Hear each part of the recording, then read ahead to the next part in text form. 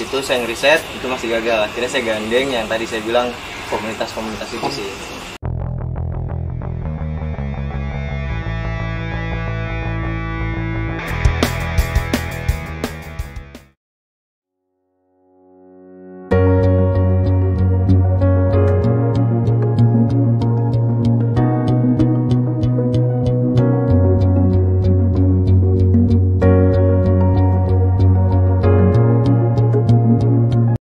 Kembali lagi di YouTube Tiga Brothers Official. Oke, Bro Etsis, di sini saya sedang bersama dengan tim yang mengelola budidaya ikan lele di Anoci Sari Lele di Cikalele. Ya, sedang bersama saya di sini ada Bang Bagas gitu. Untuk proses pengenalan lebih lanjut kita tanya-tanya langsung ya ke Bang Bagas. Oke, Bang Bagas, mungkin bisa dikenali diri lagi gitu. Bang Bagas ini di sini sebagai apa dan berapa orang timnya? Ya, nama saya Bagas. Saya di sini sebagai pengelola. Saya di sini beranggotakan 4 orang tim. ABK 2, 1 manajemen. Ya, saya sendiri sebagai kepala pengurus di sini. Sebagai kepala pengurus gitu. Penasaran nih Bang, pengen tahu gitu ya. Ini kan budidaya ikan lele gitu ya. Sebelumnya tuh Bang Bagas dapat ilmunya tuh dari mana? Apakah secara riset atau otodidak atau belajar juga ke yang ahlinya lagi gitu? Kalau untuk riset, pertama ngeriset, cuma kan kurang pakem mungkin ya. Ada beberapa kegagalan sampai kematian gitu ya. Kira saya gabung sama komunitas-komunitas yang langsung dipimpin sama Abah Nasruddin. Abah Nasruddin itu penemu lele sangguriang sendiri. Oh, penemu lele sangguriang. Lele sangguriang sendiri. Nah, dari situ saya mendapatkan ilmu lah ya, dari manajemen air, manajemen pakan dan sebagainya. Itu langsung belajar sama Abah. Itu dari cara milih bibitan yang bagus, yang grade A, grade B, grade C itu dikasih tahu semua. Berapa lama tuh Bang proses belajarnya? Kalau belajar sih udah 3 bulanan lah. 3 Maksudnya bulan. kalau dari pembelajaran langsung ke abahnya sekali waktu itu sempat mengikut kopdar bareng om saya. Nah, dari situ saya ngeriset, itu masih gagal. Akhirnya saya gandeng yang tadi saya bilang komunitas-komunitas itu sih. Oh, berarti tetap nggak langsung ujuk-ujuk buka gitu ya? Ada prosesnya juga. Ada prosesnya juga. Nah, sama untuk penentuan pembukaan kolamnya itu kan dengar-dengar itu mah ada banyak gitu ya. Ada yang kolam terpal, kolam tanah segala macam gitu. Nah, itu Bang Bagas sendiri lebih tertarik buat bukanya menggunakan kolam apa gitu? Kolam terpal sih kalau lebih enak ya. Karena apa? Pertama, panen lebih mudah ketimbang kolam tanah. Kalau kolam tanah itu kan kita kalau mau panen ya, pertama kerakat. Nggak mungkin kan kolam tanah kita ngeringin air gitu kan. Atau sebaliknya gitu. Kita taruh di waring atau gimana juga tetap aja lumpurnya itu loh yang kita harus angkat gitu kan, lebih ribet lah. Mendingan saya ngambil angka kolam terpal itu karena lebih mudah, lebih ringan. Kalau untuk proses ukurannya itu berapa kali berapa gitu? Itu kalau di sini kita makin nggak nentu sih, ada yang 3x3, 2x3, terus ada 3x6. untuk penampungan berapa kintal atau berapa apa sih nyebutnya tuh kalau misalkan satu kolam itu? Kalau satu siklus itu tebaran itu tergantung ya. Dia itu diameter persegi itu 150 ekor. 150 ekor untuk ukuran bisa 3x3 atau Iya, 2x3. itu saya sendiri ya 150. Terkadang saya juga nggak berani langsung 150, kadang-kadang harus dulu 120. Itu udah ngeliat perkembangan masukin lagi 30. Nggak langsung 150. Nah, ini kan melihat ada kapasitas air. Kira-kira kapasitasnya itu setengah dari kolamnya atau harus penuh atau gimana? Kalau kapasitas air itu tergantung ya, cuaca juga sih. Misalnya kayak cuacanya lagi nggak ekstrim nih, kita main di 70% juga nggak apa-apa. Dari tinggi kolam gitu ya.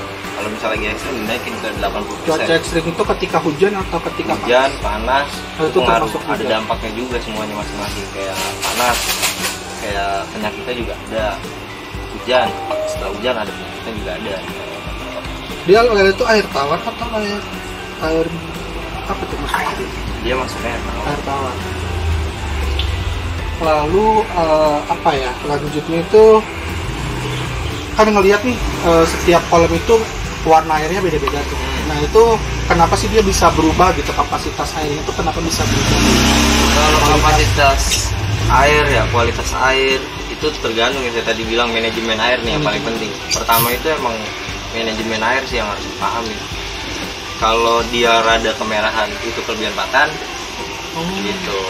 Kalau rada berbusa itu kepadatan, tergantung sih ya. Kita main manajemen air. Contoh, ikan udah ngangkat nih, udah ngebendera, itu ngambil sikapnya buang air bawah. Itu kalau nggak ngambil sikap ya mungkin ini contohnya. Ini airnya warna coklat. Ya kan?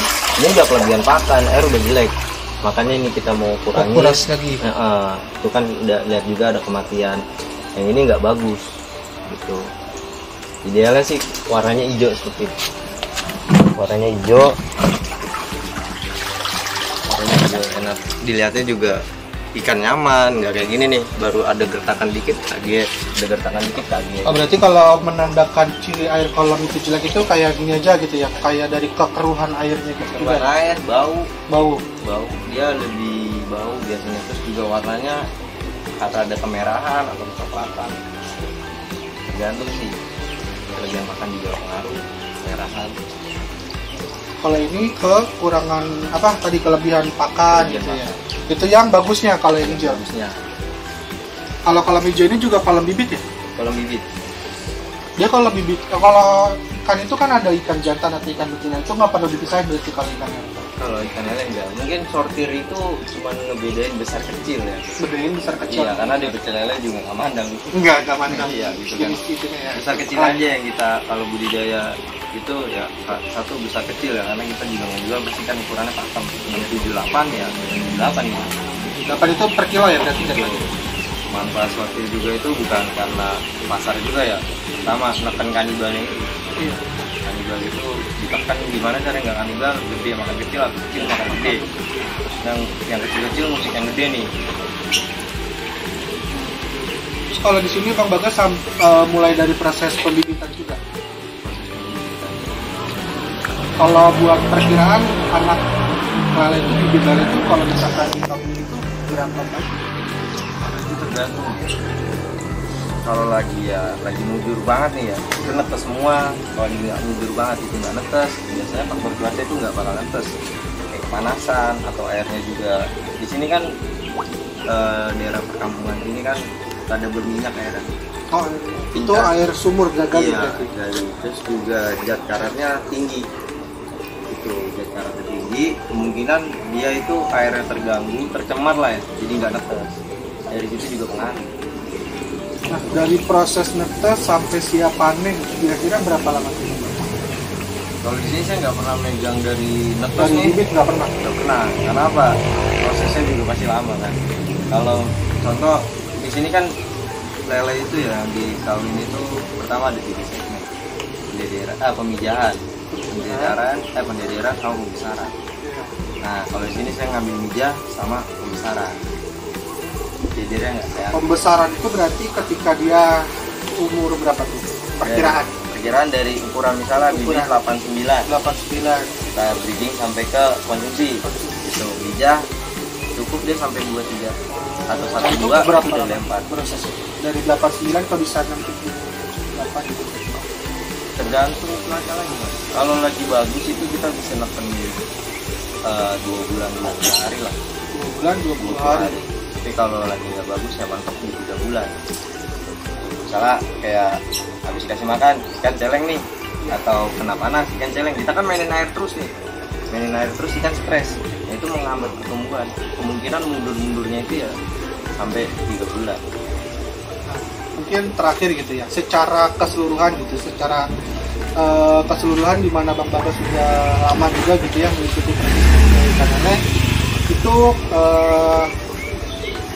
bagus nggak sih keuntungannya? Sudah lumayan nggak sih gitu kalau misalkan kita mulai belajar dari pertama sampai proses siap panen gitu.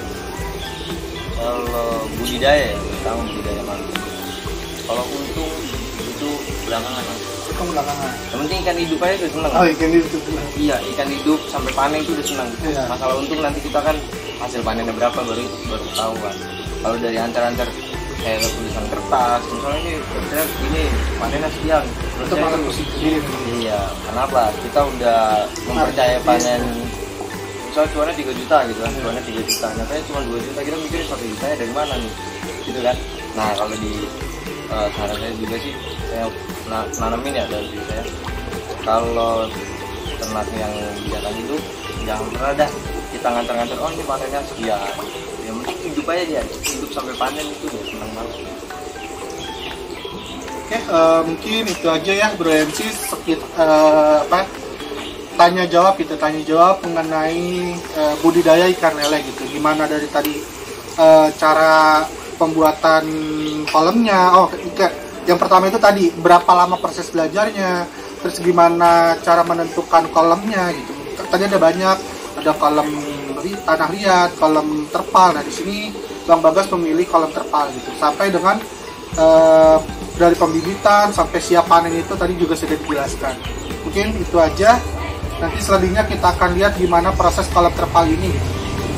Akan kita kasih lihat gimana anaknya, gimana yang udah disortir dan sebagainya. Nah yang tadi saya jelaskan ya, air hijau keunggulannya nih, satu pertama dia nggak berbau, itu ikan nyaman ya, pergerakan ikan juga enak gitu. Makanya kalau yang saya lakuin ya sebelum nebar itu yang pasti harus dilakuin itu pertama persiapan air itu. Karena apa?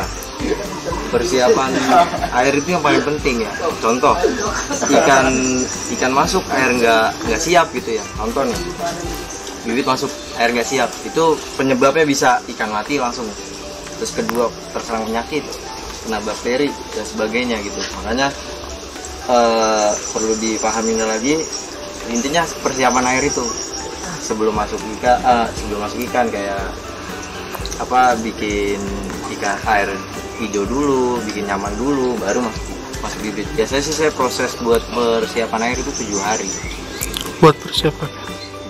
Oke. Nah ini salah satunya ikan yang sudah siap dikonsumsi ya. Ini saya bisa waring karena biar nggak kita mainin air, nyerok lagi gitu kan. Pengaruh juga kan ke siklus. Di sini saya udah siapin konsumsi buat harian. Ukurannya juga udah pakem ya buat konsumen juga. Jadi ukurannya itu manfaat satu itu ya ini. Konsumen minta 6, kita ada 6. Konsumen minta 7 ya, kita ada 7. Konsumen minta 8 ya, kita ada 8. Jadi emang proses sortir itu yang sangat penting sih. Satu konsumen jadinya enak gitu kan, minta apa kita kasih gitu kan. Terus yang kedua ikan yang kecil juga nggak terganggu sama yang besar, atau yang besar terganggu sama yang kecil gitu.